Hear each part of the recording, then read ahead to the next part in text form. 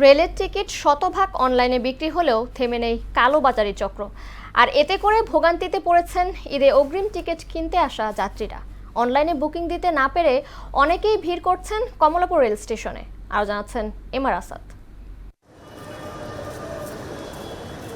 Kamalapur rail স্টেশনে চলছে ঈদ যাত্রাকে নিরাপদ ও সুশৃঙ্খল করতে ব্যাপক তোড়জোড়। টিকিটবিহীন যাত্রী ঠেকাতে নেওয়া হচ্ছে নানা ব্যবস্থা।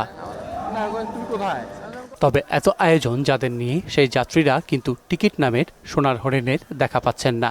যাত্রীদের সুবিধা দিতে শতভাগ টিকিট অনলাইনে থাকলেও মিনিটেই ফুরিয়ে যাচ্ছে সব। 2 দিন হলো ট্রাই করতেছে, বাট টিকিট পাচ্ছি না। ঢোকার সাথে সাথে টিকিট বিক্রি হয়ে চলে যাচ্ছে। অনলাইনে তো পাওয়া যায় না, এই জন্যই যে এখানে দাঁড়া থেকে অনেকক্ষণ বড় দাঁড়া থেকে তারপর টিকিট কাটতে হয়। 8টা বাজে আমরা যদি ওয়েবসাইটে ঢুকতে যাই, হয়তো ওয়েবসাইট প্রবলেম করে, না হয় দেখা যায় ওয়েবসাইটে ঢোকার পরে কোনো টিকিট পাওয়া যায় না। আর যদি পাওয়া যায় সেগুলো কাটা যায় না, দেখা যায় আবার এগুলো চেষ্টা করতে করতে 5 মিনিট 10 মিনিট হয়ে গেলে পরে টিকিটই পাওয়া যায় না। এমন পরিস্থিতির জন্য কেউ কেউ দায়ী করছেন কালোবাজারি সিন্ডিকেটকে।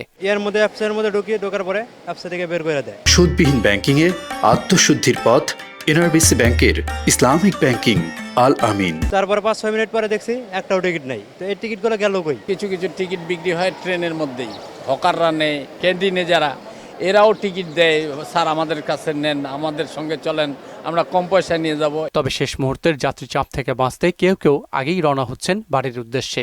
এত গরমের মধ্যে বাস দিয়ে যেতে আমার সহ্য হয় না। বাসে জ্যাম লাগে কিন্তু ট্রেনে কোনো জ্যাম লাগে না। ঈদের আনন্দ পূর্ণতা পাবে তখনই যখন যাত্রীরা নিরাপদে বাড়ি ফিরতে পারবেন। আর এর জন্য সর্বোচ্চ সহযোগিতা নিয়ে পাশে থাকবে রেলওয়ে কর্তৃপক্ষ, এমনটাই আশা সাধারণ মানুষের।